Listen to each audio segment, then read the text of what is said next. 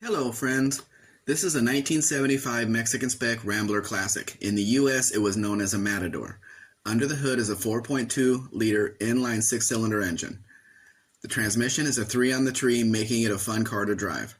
The burgundy paint is in nice condition. This is a daily driver, not a restored car, so you can see it is well taken care of.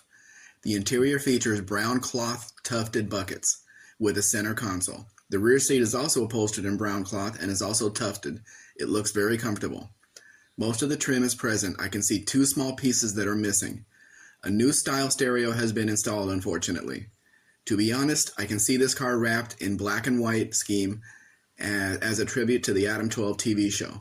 No, this car does not have a V8, but is in such good condition you shouldn't pass it up. Try to find one of these for sale in the US in this condition at any price. The price for the car delivered to the Nogales border will be $10,725. This price includes a new set of tires. I also offer delivery to the port of Veracruz to be delivered to Jacksonville, Florida. Please contact me for that cost. I am getting shipping set up on the West Coast as well. I can provide you with a transport company that can pick up the vehicle at the port and deliver it to your door at an extra cost.